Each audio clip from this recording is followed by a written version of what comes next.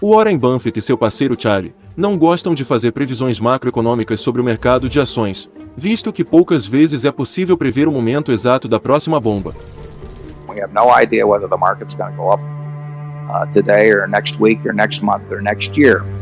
Mas é óbvio que o maior investidor de todos os tempos consegue sentir quando o mundo está superprecificado, e o preço das empresas não correspondem ao seu verdadeiro valor.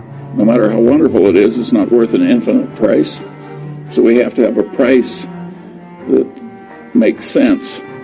Por esse motivo, Warren Buffett diz que grande parte de seu sucesso financeiro é devido à baixa ou nenhuma compra de ações em tempos incertos.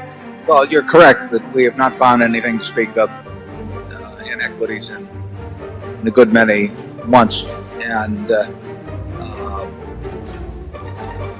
question of how long we wait indefinitely.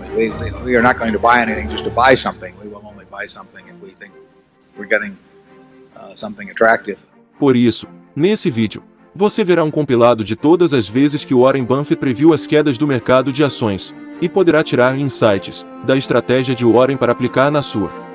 A primeira previsão ocorreu em 1962, quando Warren, que tinha 31 anos de idade, e estava prestes a alcançar seu primeiro $1 milhão, que aconteceu aos 32 anos, deu a sua primeira entrevista que se tem notícia, para a rede de televisão MKTV, sobre a acentuada queda na bolsa em 1962. I think the president's action on steel probably had something to do with the timing of the decline, but I don't think it was the factor which determined the amount of the decline.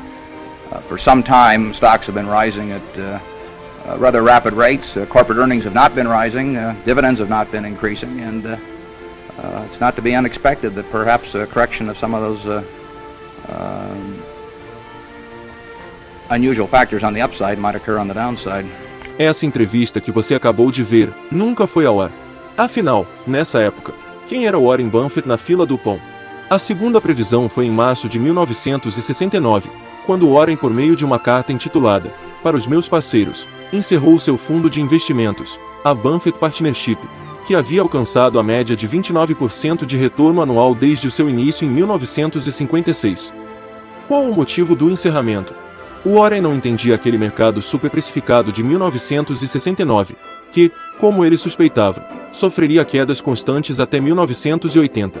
In the 1969 period when I closed up, I had a somewhat similar situation in terms of finding things, and B, I really felt that the expectations of people had been so raised by the experience we'd had over the previous 13 years that it made me very uncomfortable, and I felt unable to dampen those expectations.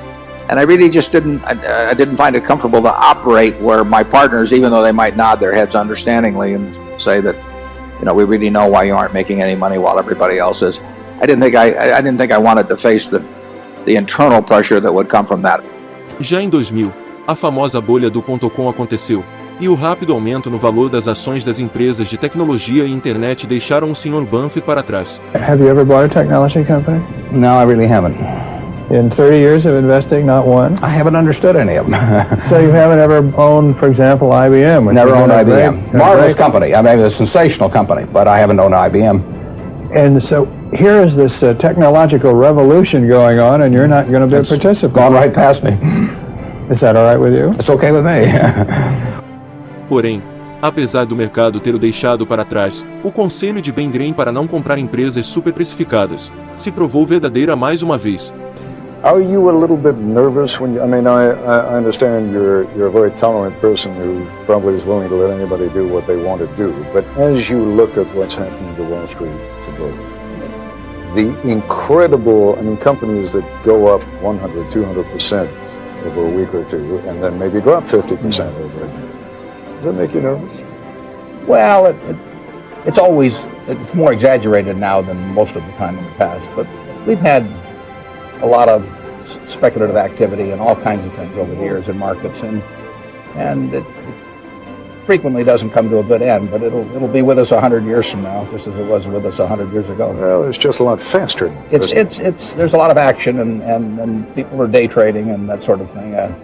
The one piece of advice I'd give them is don't do it on borrowed money. But many of them are. I know. I mean, they're buying on margin. Yeah.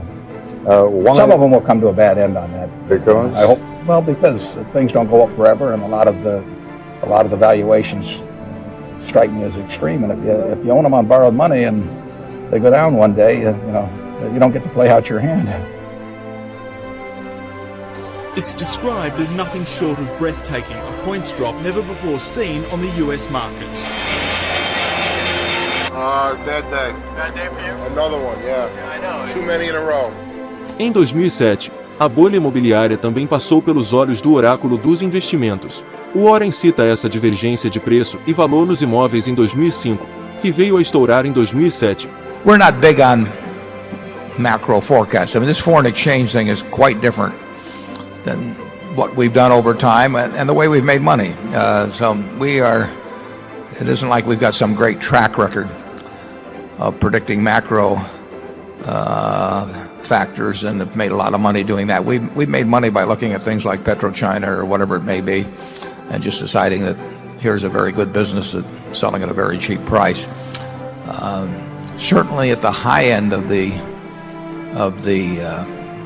real estate market in some areas, I mean, you've seen some extraordinary movement, and I've referred to this before, but 25 years ago or so, we saw the same thing in farmland in Nebraska and Iowa and surrounding areas. We had people running from cash. Cash is trash, and people, they were worried about the fact that inflation was out of control in the late 70s and before Volcker did his stuff.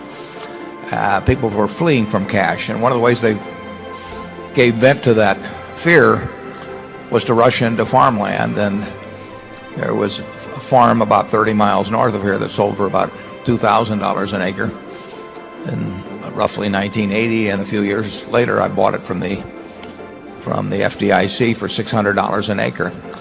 And you can say, how can you go crazy about farmland? It's going to produce about 45 bushels an acre of soybeans, about 120 bushels an acre of corn, and there's no way you could dream about it tripling or the internet causing corn yields to go up or something of the sort. But people went crazy on it, and the consequences were huge in terms of banks failing, lots of banks failing in this area. Banks that had gone through the Great Depression, but they just went a little crazy. People go crazy in economics periodically in all different kinds of ways. And you had the Resolution Trust Corp come out of the savings and loan nuttiness that took place in real estate, where they financed everything that was put before them.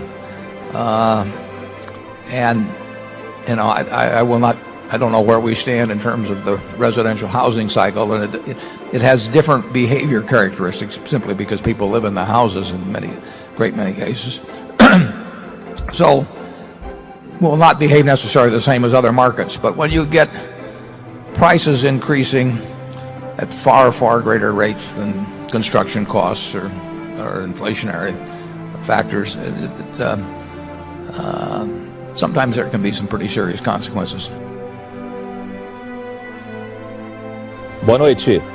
O pânico que se espalhou pelos mercados de ações em todo o mundo causou mais prejuízos nesta sexta-feira. As principais bolsas da Ásia e da Europa registraram perdas gigantescas. No Brasil, a Bovespa interrompeu os negócios pela terceira vez na semana. The stock market is now down 21%. Because we're now down 43%. Mas algo precisa ser dito. Nenhuma dessas previsões foi realmente intencional. Warren não tenta prever o mercado. E tudo que ele previu, na verdade, foi apenas uma consequência da superprecificação das empresas. Por isso, o segredo não é prever o momento certo, mas sim, comprar barato pelo valor que você recebe. We have not been good at timing. We've been reasonably good at figuring out when we were getting enough for our money. And we had no idea when we bought anything. Well, we always hoped it would go down for a while so we could buy more, and we hoped even after we were done buying and ran out of money that if it was cheap, the company would keep buying, and in fact taking our interest up. I mean, that's stuff you could learn it in fourth grade. But it's not what's taught in school. And, so never give us any credit well, actually give us all the credit. I mean, go out and tell everybody how smart we are, but we aren't. We haven't ever timed anything.